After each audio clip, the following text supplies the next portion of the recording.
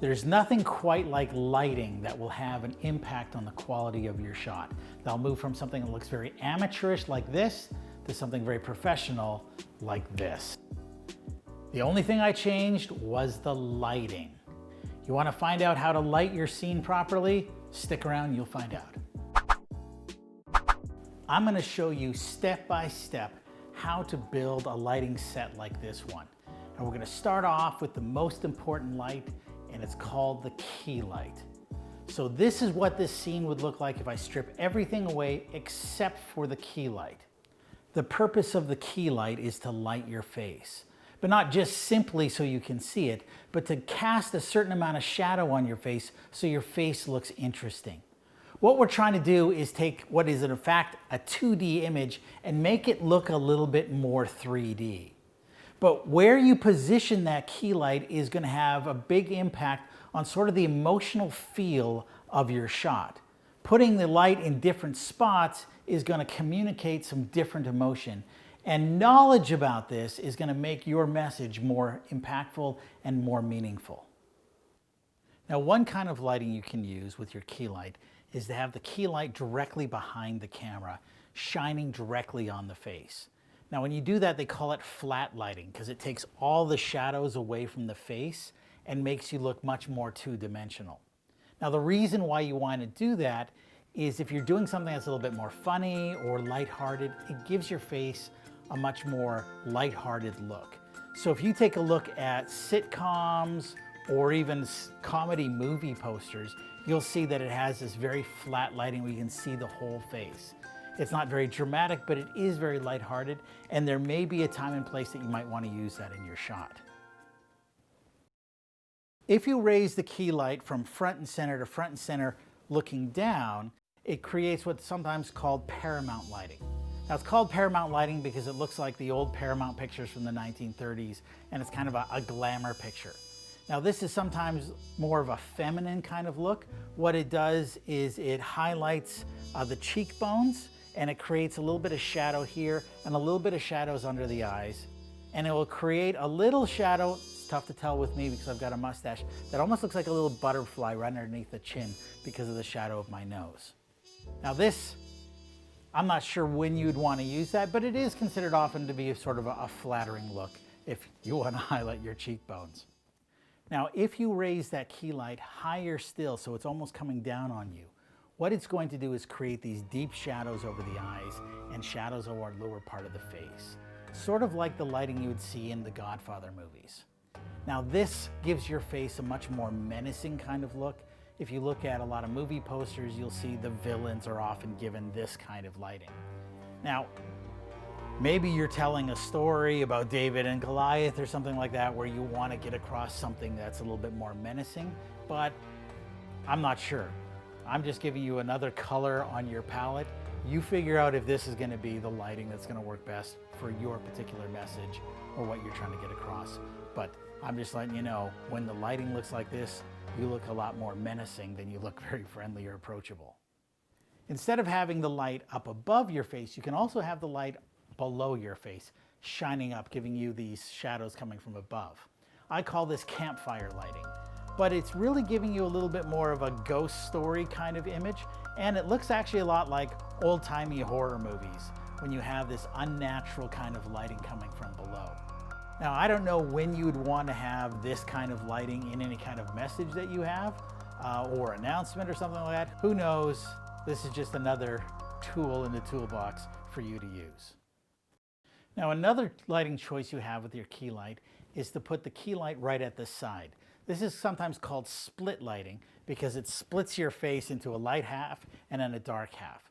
Now, this is often viewed as a very masculine kind of lighting, but it can come across as a little bit more overly aggressive. This is used often in Hollywood with a very high drama kind of picture where you're trying to communicate something very, very serious, something very severe.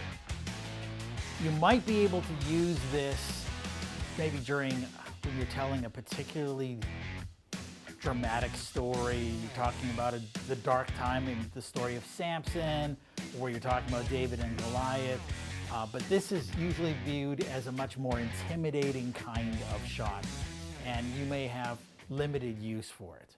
When you move the key light to about 45 degrees off center, maybe even 30 degrees off center, it creates what we call Rembrandt lighting. Now it's called Rembrandt lighting because the great painter Rembrandt often used this when painting his pictures. But it's a very common type of lighting used in cinema.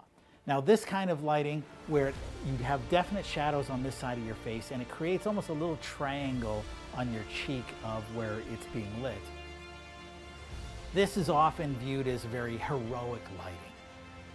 It's also very dramatic, and it makes your face look very, very 3D without necessarily making yourself looking very threatening. It's a very, very nice light, and it's a favorite of mine when I shoot my videos. And if you look at other pastors who are doing interviews or different things like that, you'll see this is a very, very common form of doing lighting. Once you have your key light in place, the next thing to consider is your fill light. Now what your fill light does is shines light on this side of your face, just to lighten up those shadows to make your face look a little bit more soft. Now it doesn't actually have to be a specific light source. You can actually use something that reflects. So I can just use a piece of paper. Now with a piece of paper reflecting that light, look at how the shadows on my face lighten up when I bring the paper there. Now, you can't actually shoot your scene holding a piece of paper up to your head, so it needs to be something larger, but it could be a bed sheet, something just off of camera to lighten up this side of the face. Now, of course, you don't have to use a reflection, you can actually use a light.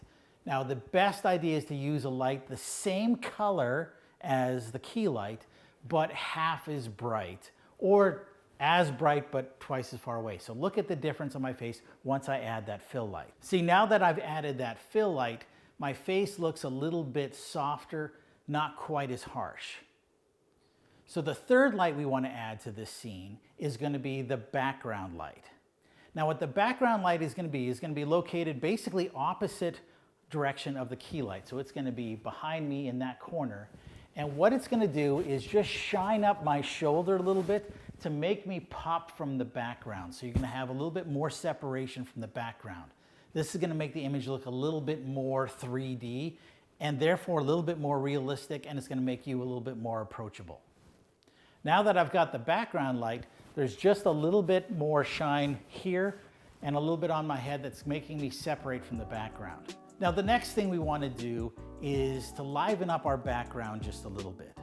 Now we still want the main focus to be on the speaker, but we want a little bit of balance in the background to make it look a little bit interesting. So what we're going to be using is something called accent lighting. What I did is I just bought from Walmart a couple of lights for 20 bucks, and when I turn those on, the background's going to look a little bit more interesting.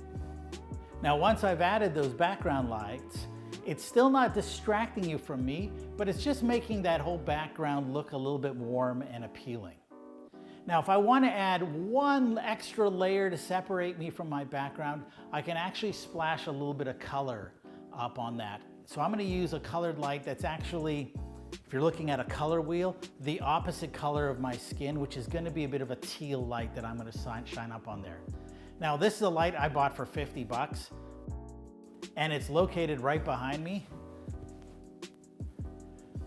And I'm going to turn that on, and you're just going to see a little bit of splash of color on the light that's going to allow me to pop just a little bit from my background, so I'm not fading into that picture behind me. There, once I've turned that light on, now we've got a little bit of color behind me, I'm separated from my background, and now the shot's looking a little bit more professional. Now the amount of money I spent in all of these different lights is under $200. I spent $50 on the colored light, $20 each from Walmart on those little side lights, and then I spent less than $100 on my key light. My fill light is just the chandelier over my kitchen table. Just happens to be all the same color to allow things. Even the lights I got from Walmart are the same color as my key light. Now I did have to buy bulbs that were daylight bulbs, and so all the lights I'm using are daylight bulbs running at about 7200 Kelvin rather than candlelight bulbs, which is a little bit more yellow light, that's more of a 5200. But when you buy light bulbs, it actually tells you the color you're supposed to have. When you have the proper lighting in your scene with the right shadows, it just makes your videos look that much more professional, that much more engaging, and allows you to get your message across.